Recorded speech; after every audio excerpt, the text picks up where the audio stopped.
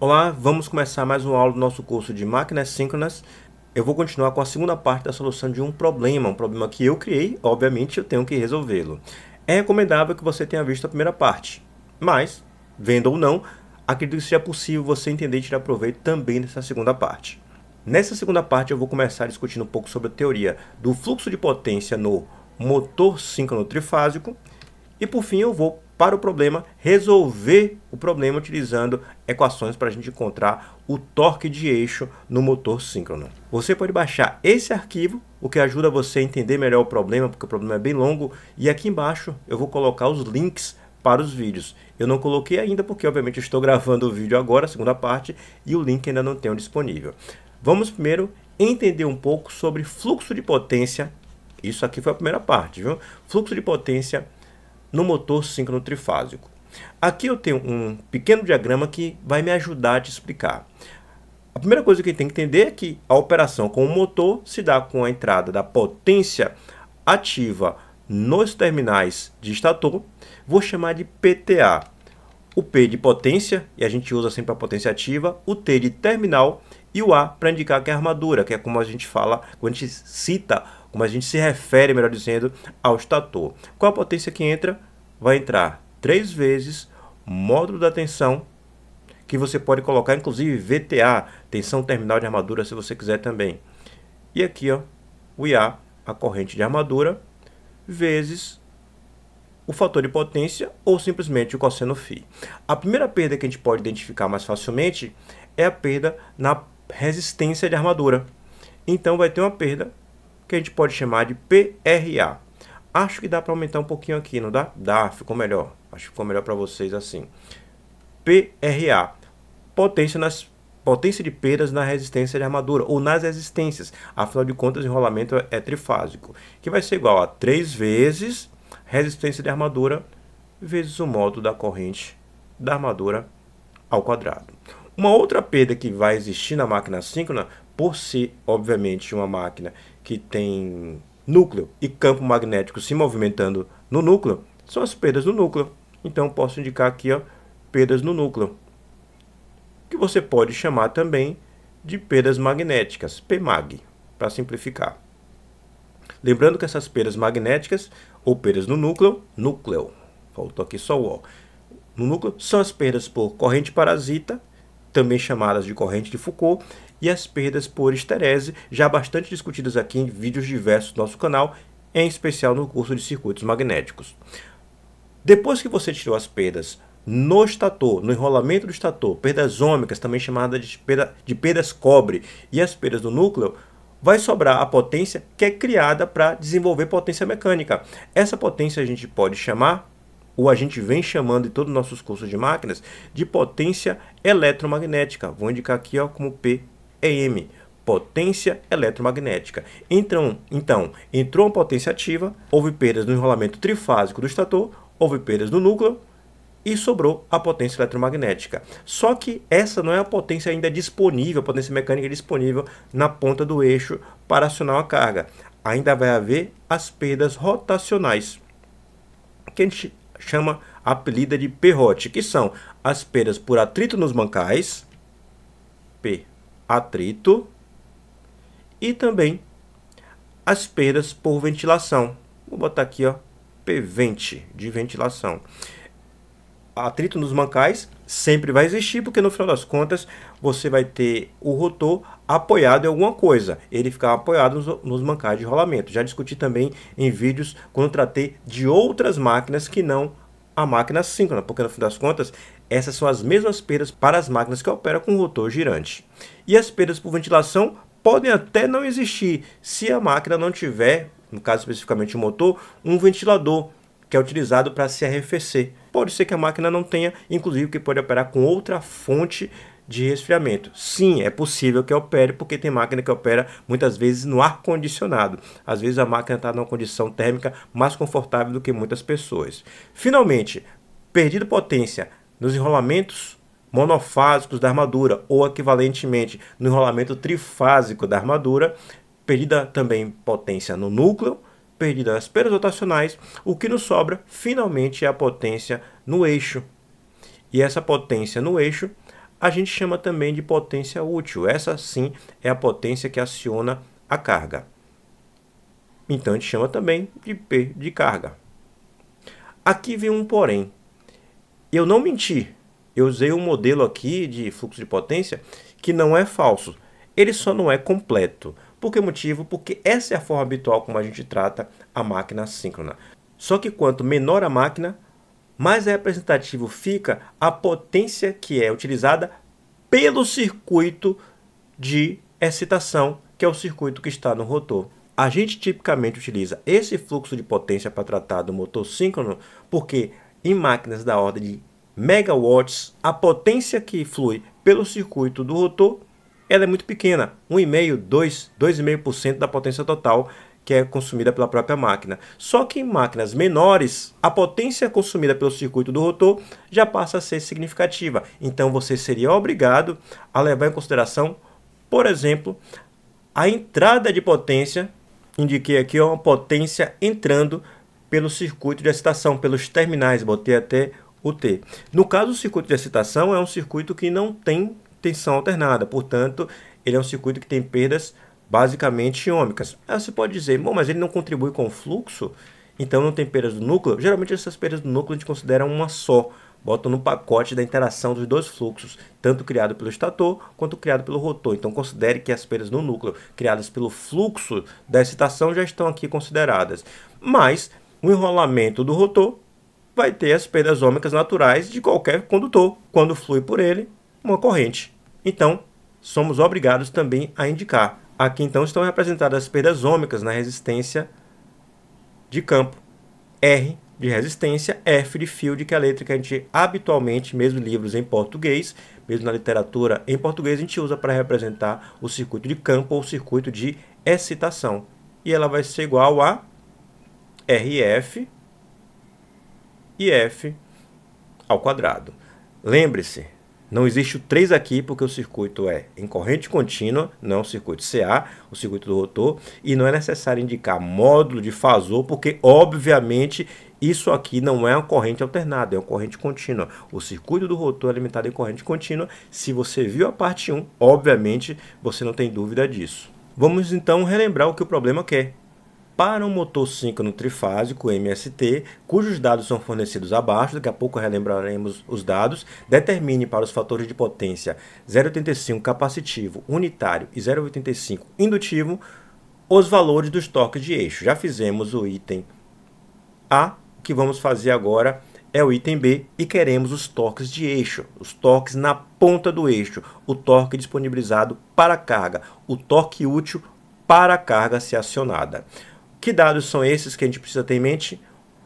A gente vai considerar em todos os três casos, quero dizer, com os 3 fatores de potência sugeridos, que esse motor está drenando da rede elétrica uma potência de 5 MVA. Professor, é assim que acontece na prática? Fica a potência constante ou não? Não, não é assim que acontece na prática, e isso é determinado por situações diversas. Aqui são simplesmente 3 cenários que podem, inclusive, acontecer na prática. A tensão nominal dessa máquina, e a gente vai considerar que ela está operando, obviamente, cansa a tensão também, como diz aqui, 13,8 kV, 60 Hz, conexão em delta e 6 polos. Os 6 polos que não utilizamos anteriormente serão muito relevantes agora, porque no final das contas, se vamos tratar de torque, a velocidade no qual o rotor está girando é relevante, e obviamente a velocidade depende da quantidade de polos. Parâmetros do modelo por fase no equivalente em Y. Note, a máquina está fisicamente ligada em delta, mas a gente usa o modelo do equivalente em Y. Tem resistência de armadura de 3 ohms e reatância síncrona de 30 ohms. Outro dado relevante para o nosso problema de agora, que é o fato de que a potência das perdas rotacionais é de 5% da potência eletromagnética, ou seja, toda a potência que a máquina, toda a potência mecânica, melhor dizendo, que esse motor conseguiu gerar, 5% dele é consumido por atrito nos mancais de rolamento e também pela ventilação. É isso que essa informação nos diz. O restante aqui é a informação que a gente utilizou somente na parte 1. Vamos então resolver o problema, vamos organizar nosso pensamento para resolver esse problema. Primeiramente, para os fatores de potência indutivo ou capacitivo de 0,85, que é que foi sugerido no enunciado, a potência vai ser a mesma, a potência na ponta do eixo. Por que motivo?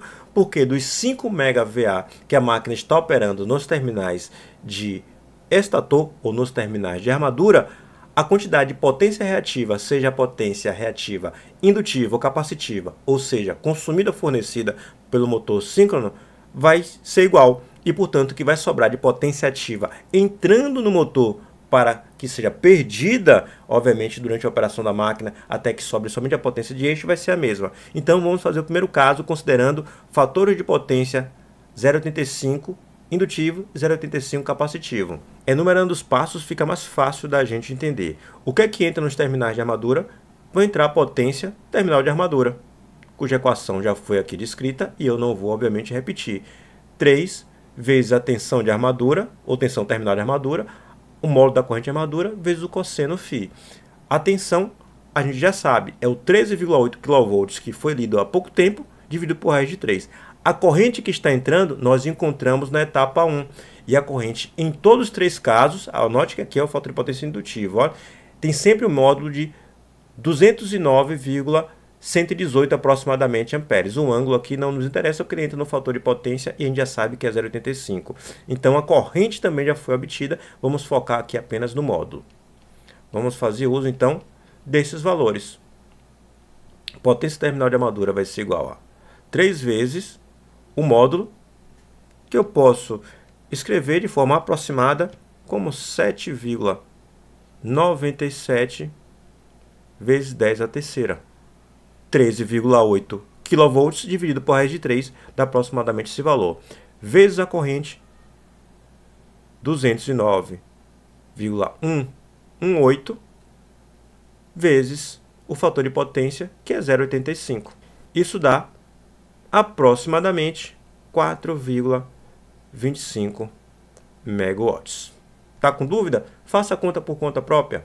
Ainda seguindo o fluxo de potência que nós indicamos aqui, a primeira perda que nós devemos levar em consideração são as perdas no enrolamento de armadura, depois as perdas no núcleo. E a pergunta que você pode estar se fazendo é: e as perdas no núcleo foram dadas? Não, elas não foram dadas no problema e é muito comum que nas máquinas síncronas a gente não dê esses valores. Se você é estudante de graduação, você vai ver que talvez essa discussão nunca tenha sido feita e você nunca tenha parado para pensar. Quando é que eu calculo as perdas do núcleo na máquina síncrona? Onde é que isso aparece no modelo, seja na geração ou seja no consumo como motor, gerador, motor? Tipicamente, assim como nas máquinas de indução, as perdas do núcleo e as perdas rotacionais são encontradas juntas. Então, é muito comum que a gente bote nas perdas rotacionais também as perdas no núcleo. Isso é o mais comum. Para a gente, basta a gente considerar no nosso problema que essa informação não foi dada por não ser julgada relevante. E, portanto, podemos prosseguir desconsiderando as perdas no núcleo. Então, entrou potência nos terminais de armadura, vai ter perdas devido à resistência da armadura. Vamos então proceder com esse cálculo aqui, ó.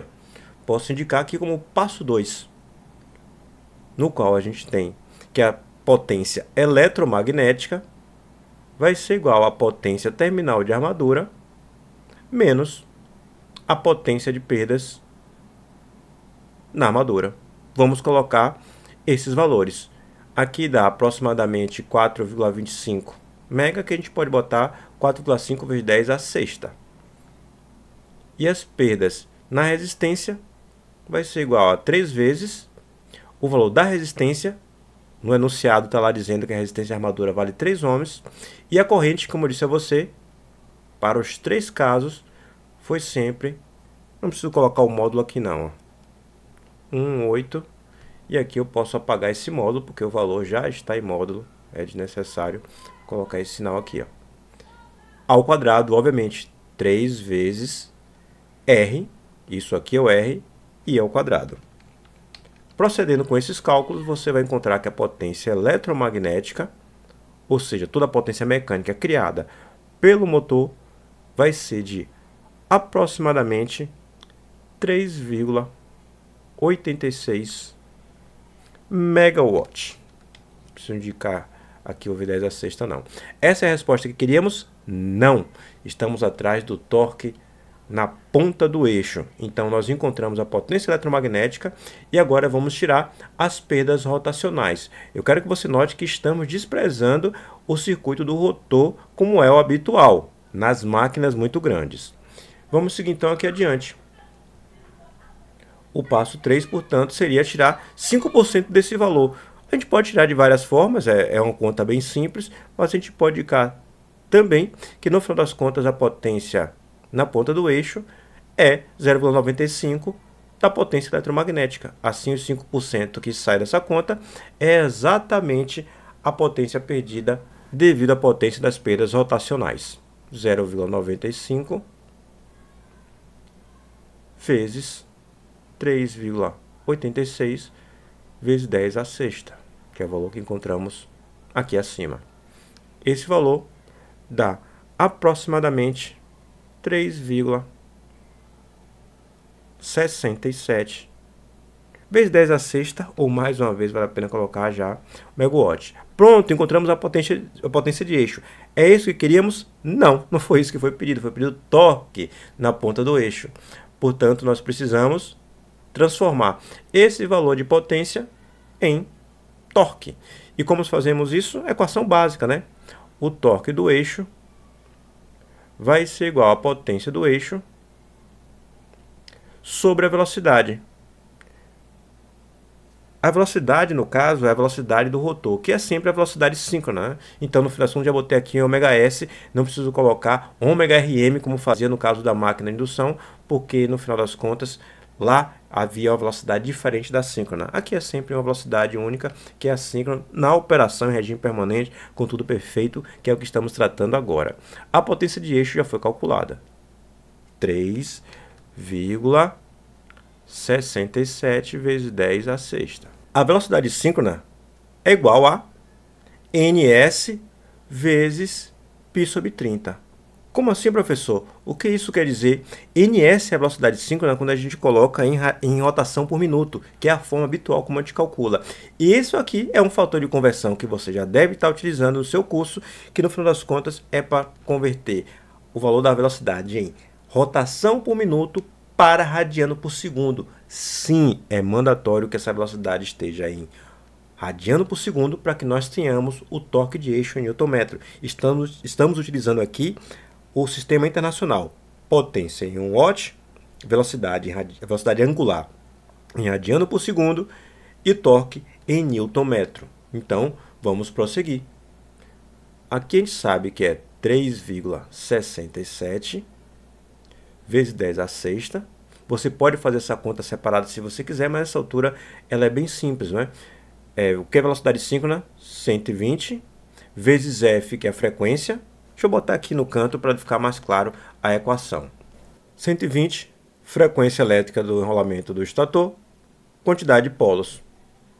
120 vezes a frequência, que é 60 Hz, quantidade de polos que foi indicada no problema, que era igual a 6. Por isso que é bom que você tenha um arquivo em PDF, porque fica mais fácil você acompanhar dessa forma, você não precisa lembrar dos valores, e eu não preciso ficar subindo toda hora para indicar.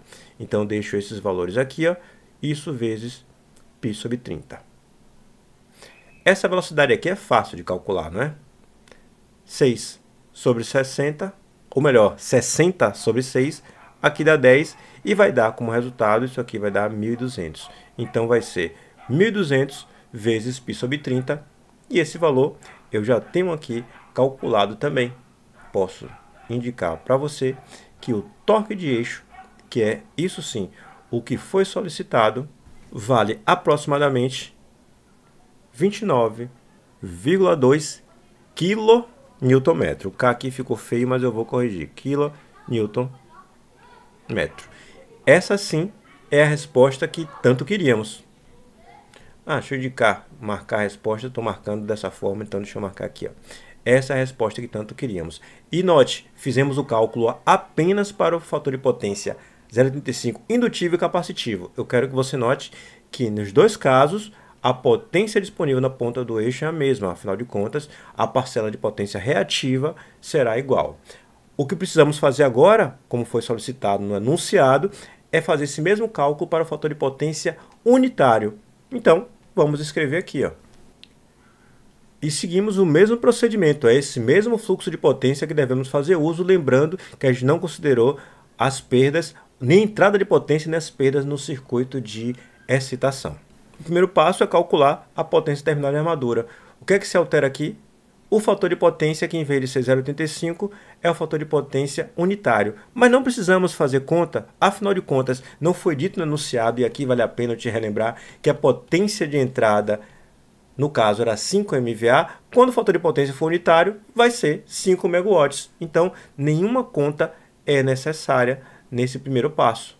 Vamos fazer uso do nosso conhecimento básico de circuitos elétricos, de cálculo de potência CA. A potência, portanto, ativa é igual à potência aparente, no caso, 5 megawatts. Vamos então ao segundo passo, que é o mesmo do anterior. O que é que nós vamos calcular?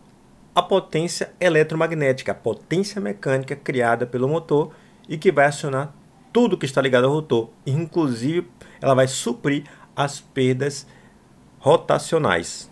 Potência terminal de armadura menos as perdas rotacionais. Poderíamos ter feito essa conta separadamente, né, antes, e ter esse valor separado já ajudaria. Então, quando você fizer, seja inteligente. Ainda mais se a questão tiver A, B, C e D, e faça os valores pausadamente. E eu fiz junto para a aula ter um pouco mais de dinâmica. Vamos lá.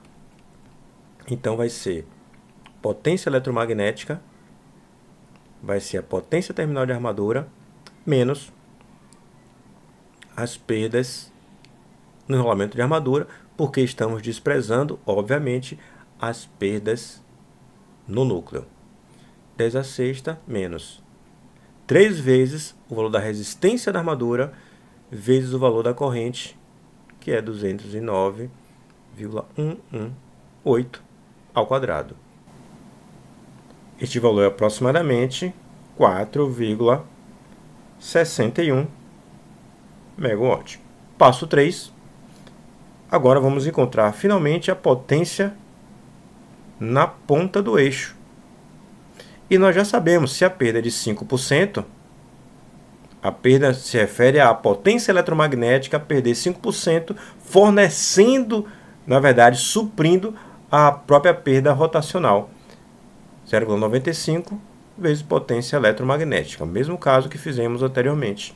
Substituindo o valor, então eu tenho 0,95, aqui 4,61 vezes 10 a sexta, e esse valor é de aproximadamente 4,38 megawatt. Joia! Era isso que queríamos? Não, não era isso que queríamos. Nós estamos atrás do torque de eixo. O torque de eixo segue o mesmo procedimento de antes. Potência de eixo sobre a velocidade do rotor, que nós sabemos que é a velocidade síncrona. Potência de eixo a gente calculou, 4,38 vezes 10 a sexta, enquanto que a velocidade síncrona, a gente sabe, a gente calculou anteriormente, é 1.200 RPM, e que a gente tem que transformar para radiano por segundo, multiplicando por π sobre 30. Melhor, para dar bastante destaque à nossa resposta, já que é a resposta final, eu posso dizer aqui que o torque de eixo, após fazer essa operação, é de aproximadamente 34,82 kNm. Fazer a marcação, fazer com a cor de maior destaque ainda, de rosa, para ficar destacado. E nós podemos fazer uma última análise, a comparação entre o valor com fator de potência 0,85 e o fator de potência unitário. Eu já tinha expectativa de que o valor com fator de potência unitário fosse maior. E o motivo é óbvio. Se a potência, toda a potência aparente se transforma em potência ativa, ou seja, os 5 MVA se transforma em 5 MW, então a mais potência ativa sendo utilizada pelo motor. Enquanto que, no caso do fator de potência 0,85, existe uma parcela dos 5 MVA que estavam sendo utilizados como potência reativa, ou seja, oscilando entre a fonte, no caso a rede elétrica, e a carga, no caso o motor, Então a potência ativa de entrada nesse caso já foi menor, como a gente também pôde comprovar fazendo as nossas operações, né? A gente viu que a potência ativa que entrou, no caso do fator de potência 0,35, era menor. Terminamos então nossa aula, encontramos os valores que foram solicitados e aguardo você na próxima aula do nosso curso ou em algum outro vídeo aqui do canal.